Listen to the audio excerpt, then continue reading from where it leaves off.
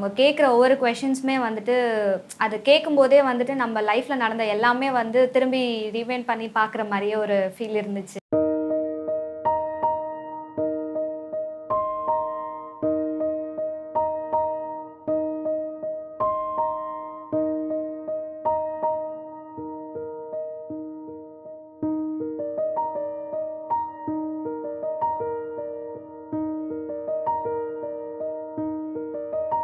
இந்த சோஷியல் எக்ஸ்பெரிமெண்ட்க்கு வந்ததுக்கு ரொம்ப நன்றி. என்ன இத்தனை சேருக்கு நடுவுல உட்கார வச்சிருக்கோம்னு நீங்க யோசிக்கிறது புரியுது. நான் சில கேள்விகள் கேட்கப் போறேன். உங்களோட பதில பொறுத்து ஒரு சேர் தள்ளி உட்காரணுமா வேணாமான்னு நான் சொல்றேன். என்னோட கேள்விகள நான் ஆரம்பிக்கிறேன்.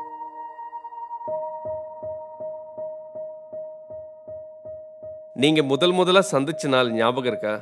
இல்லன்னா ஒரு சேர் தள்ளி உட்காருங்க.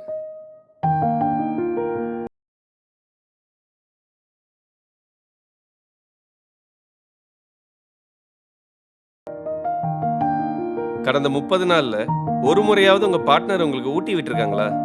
இல்லன்னா ஒரு சேர் தள்ளி உட்காரலாம்.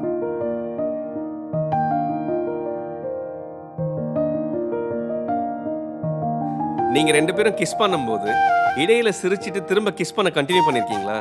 இத பண்ணது இல்லன்னா ஒரு சேர் தள்ளி உட்காருங்க.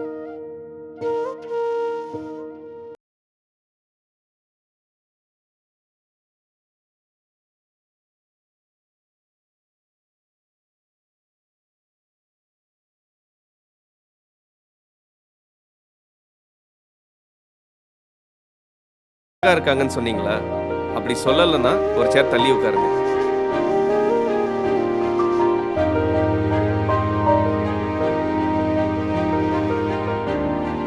உங்க பார்ட்னர் இல்லாதப்ப அவங்க போனை எடுத்து எப்பயாச்சும் செக் பண்ணிருக்கீங்களா?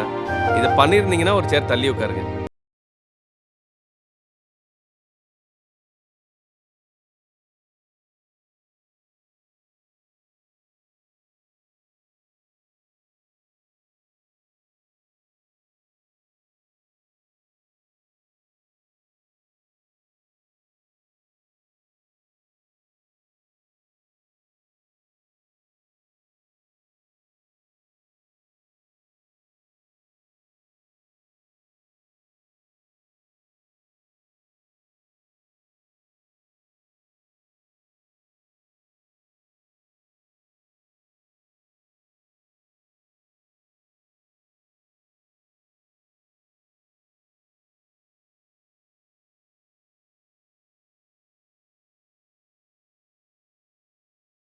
அஃபெக்ட் ஆயிருக்கா? உங்களுக்குள்ள வாக்குவாதமோ சண்டையோ ஏற்படும்போது உங்களோட பார்ட்னர் உங்களை மரியாதை குறைவா பேசியிருக்காங்களா? நான் அந்த மாதிரி கேள்வி கேட்டிருந்தேன், இவங்க மூவ் ஆகிட்டாங்க. ஸோ எனக்கு வந்து நான் யோசிக்க தொடங்கினேன். நான் ப்ரீச் பண்ணுறதெல்லாம் ப்ராக்டிஸ் பண்ணுறதா எனக்கு டவுட் ஆகிடுச்சு. உங்க பார்ட்னர் கிட்ட ஒரு உதவின்னு கேட்கும்போது ஆர்வம் இல்லாம கடமைக்காக பண்றாங்களோன்னு தோணிருக்கா?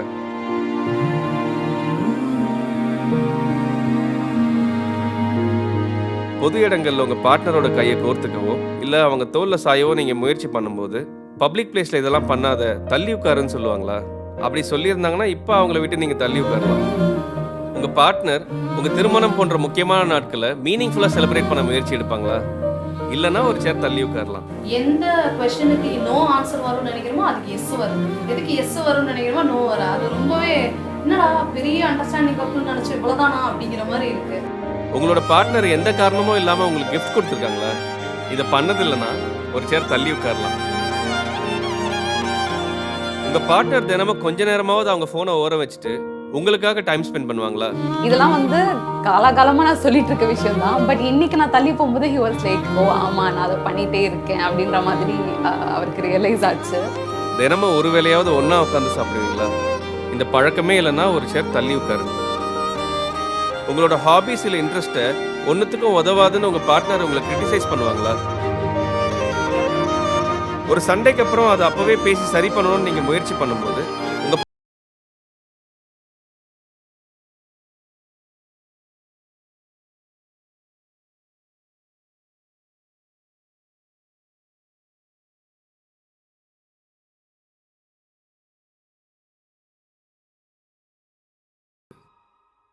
உங்க பார்ட்னர் விட்டு எவ்வளவு தள்ளி இருக்கீங்கன்னு பாருங்க.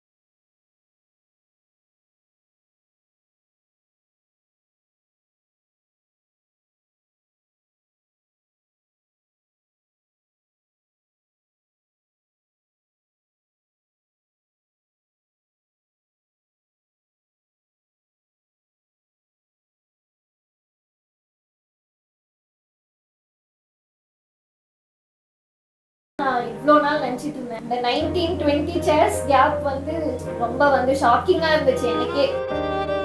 2 பேருக்குள்ள இருந்த கேப்பு என்கிட்ட ஒரு நெகட்டிவ்ஸ் என்னென்ன இருக்குன்றது எனக்கு வந்து ஒரு ஷோகேஸ் பண்ண மாதிரி ஒரு ஃபீல் இருந்துச்சு.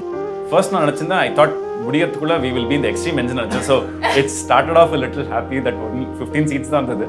But still, I realized that she moved more than I did. அதுக்கு என்ன சிக்னிஃபிகன்ஸ் என்னன்னா I think a lot more from her side வந்து உள்ள வச்சிருக்காங்க, which is probably expressed, but எனக்கு சரியா அது புரியலன்றது தான் என்னோட ஃபர்ஸ்ட் இன்ஃபரன்ஸ் வந்தது.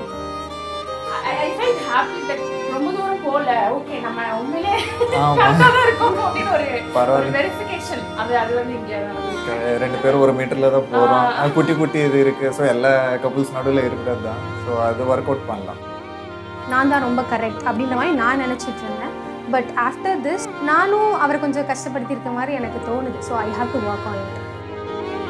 I need to make both of ourselves feeling important to this relationship. அவங்களும் இதில் ரிலேஷன்ஷிப்பில் இம்பார்ட்டண்ட்டாக ஃபீல் பண்ணணும், நானும் இம்பார்ட்டண்ட்டாக ஃபீல் பண்ணணும். 2 பேருமே வந்து மியூச்சுவலாக போகும்போது it will be a beautiful life. சொல்லுங்க, இப்போ வச்சு சொல்லுங்க. நான் இருக்கேன்னு சொல்லுங்க. எஸ், வாயில வேர்பலா சொல்லணும்.